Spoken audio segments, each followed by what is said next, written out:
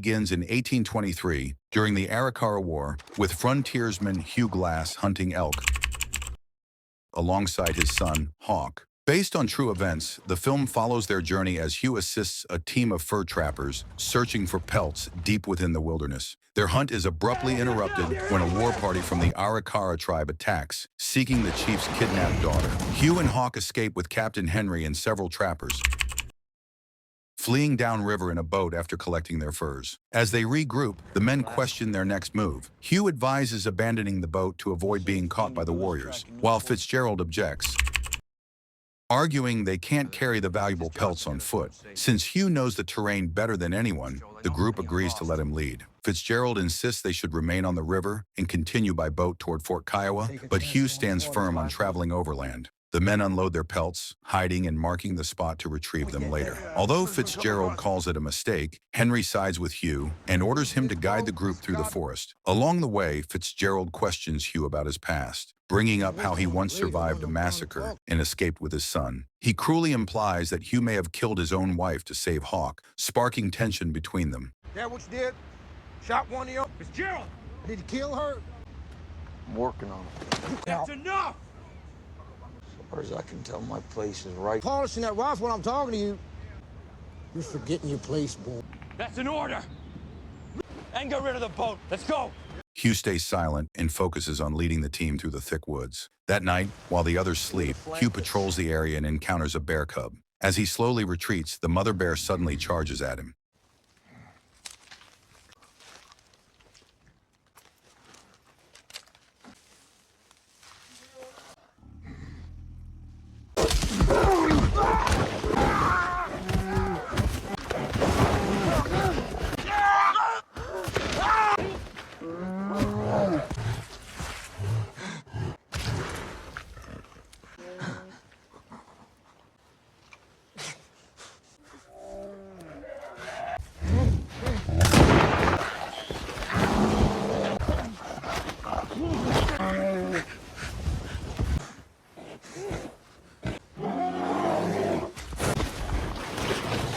The brutal attack leaves him severely wounded before the others arrive and drive the animal away. Henry tends to Hugh's injuries, stitching his torn body to stop the bleeding. Although they manage to keep him alive, his condition is critical, and many believe he won't survive. The group decides to camp overnight, unable to move him. Meanwhile, Arikara warriors reach the riverside, where the trappers had hidden their pelts. They recover them from French traders in exchange for 5 horses.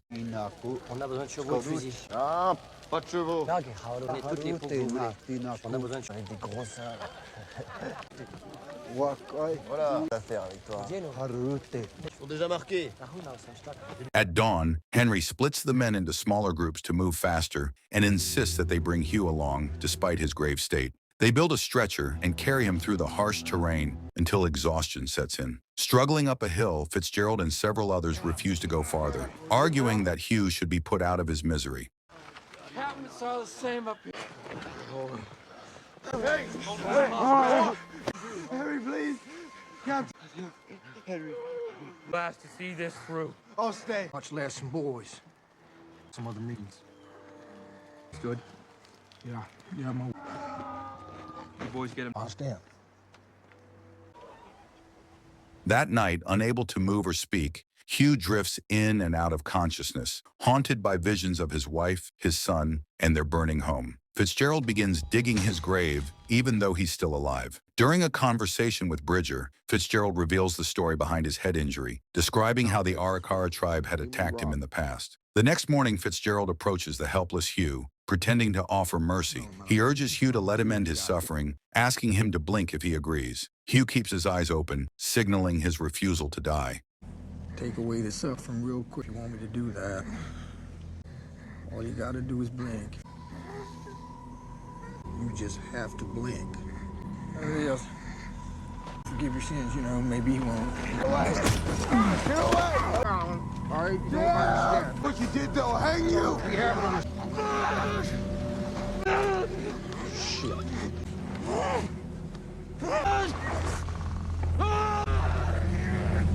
When Bridger returns, Fitzgerald lies, claiming he doesn't know where Hawk is. Later, Fitzgerald convinces Bridger that the Arikara warriors are closing in on them and insists they must flee immediately. Bridger hesitates, reminding him that they promised Captain Henry to give Hugh a proper burial. Fitzgerald, ignoring the promise, throws Hugh into the shallow grave and orders Bridger to shoot him. Instead, Bridger leaves behind a water canteen beside Hugh and runs off with Fitzgerald.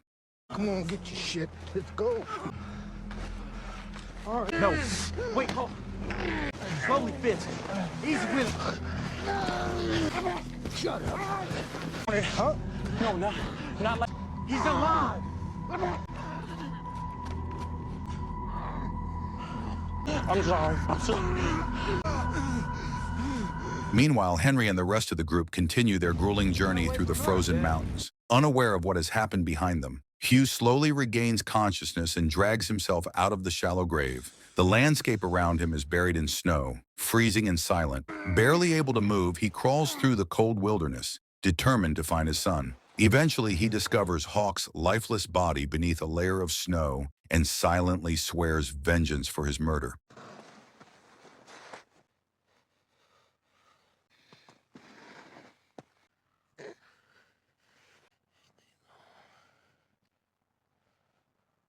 Meanwhile, Bridger realizes that Fitzgerald deceived him about the Arikara's presence. Enraged, he confronts him, pointing his rifle and demanding an explanation for the lie. Creek all by itself.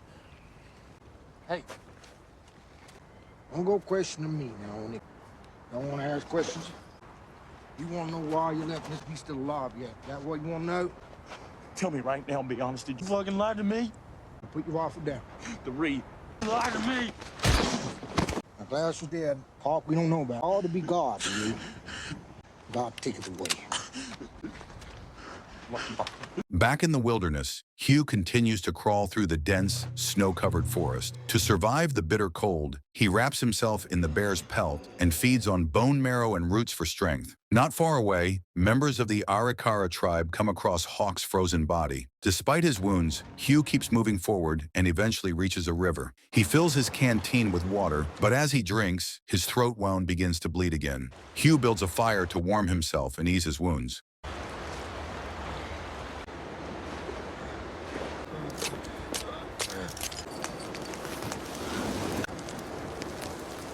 Meanwhile, Henry and the remaining trappers continue their difficult passage over the snow-covered mountains. In time, Hugh recovers enough strength to walk again, using a stick for support. While charting his route, a group of Arikara warriors suddenly appears. They attack, forcing Hugh to escape by plunging into the icy river.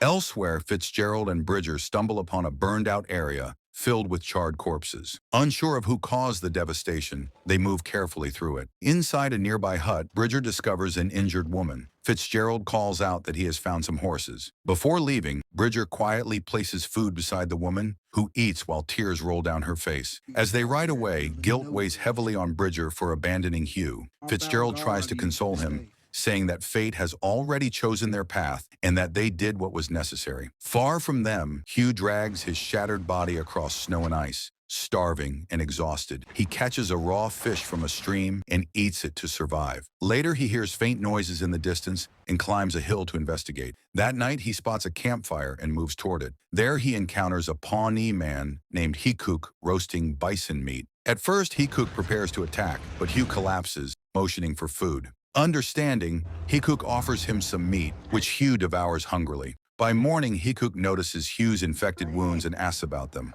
Speaking in the Pawnee language, Hugh explains how he was mauled by a bear and left for dead, and that he now seeks vengeance for his son's murder. Hikuk tells him that revenge belongs to the Creator, not man. Despite that, he helps Hugh recover, sharing his horse and supplies as they travel together through the frozen wilderness. Eventually, Fitzgerald and Bridger reach Fort Kiowa and reunite with the rest of the trappers. It was done right. Sir. Truth is, we'll move on out. You argued to stay so that there's something to put on top of my partner. assume that the agreed arrangement didn't... For me, it did not, no. Courage, honor, deal or no deal, Mr. Bridges. Up off the bat the whole trip. Saw the shape Glass was in. It was hard.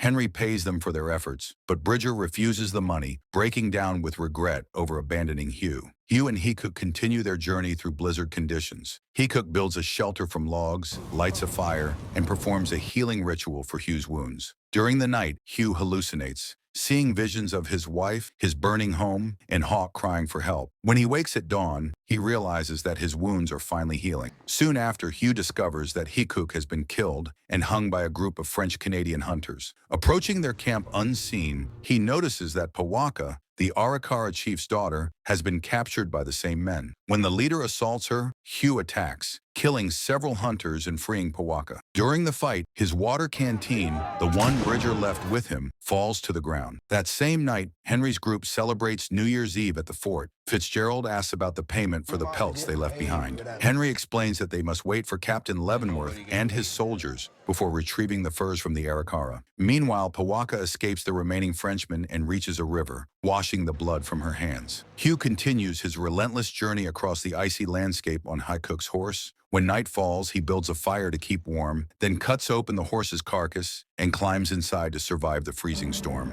At sunrise, he emerges from the animal and continues on foot until he finds a snow cave. There, he carves a message on the wall that reads, "Fitzgerald killed my son." Later, a surviving French-Canadian hunter arrives at Fort Kiowa seeking food. He tells the men that his entire party was slaughtered and shows them Hugh's water canteen, claiming it was dropped by a man on horseback. Believing it might have been stolen from Hawk, Henry gathers a team to investigate. He orders Fitzgerald to remain behind with the French survivor while he and his men search the forest, until finally they find Hugh still alive. Hugh is immediately taken back to the fort. Upon arrival, Henry, filled with anger, orders for Fitzgerald to be brought in, but learns that he escaped the previous night after discovering Hugh was still alive. Fitzgerald has also stolen the fort's payroll money. Fitzgerald lied. He killed Hawk. Gerald stabbed my boy to death. He knows how far I came for. Be so sure. I can't let you go back out there. I'm afraid to die anymore. Determined to catch him, Henry and Hugh set out together, following his tracks through the snow. During their pursuit, Henry questions Hugh about the rumor that he once killed an officer. Hugh calmly explains that he only killed a man who was trying to harm his son. The next day, Hugh suggests they separate to cover more ground. He instructs Henry to head east while he searches another direction. When Hugh later reaches the area, he finds Henry dead, shot in the head by Fitzgerald, who has fled once again. Hugh places Henry's body upright on his horse, making it appear that he himself is dead and that Henry is still alive. As Fitzgerald watches from a distance, he shoots at the figure on the horse, believing it to be Hugh. When he approaches to confirm the kill, Hugh rises and ambushes him. The confrontation moves into the forest, where Hugh finally brings his long pursuit to an end. Well, maybe you should raise the man. Having out there. And says some girly little You killed my... bitch. That was no deal.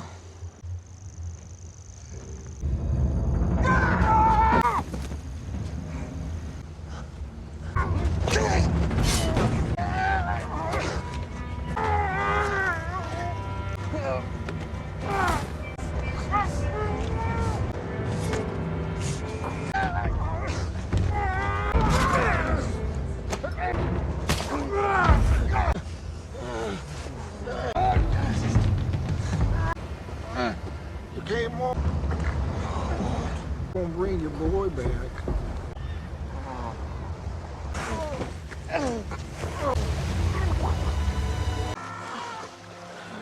As he stands in the cold, he envisions his wife smiling softly at him, a fleeting reminder of everything he has lost. The wind howls and the storm rolls in, leaving Hugh's expression blank and weary as his harrowing journey finally comes to a close. And with that, the movie ends. Let us know in the comments how you liked the explanation. Don't forget to like the video and subscribe to the channel.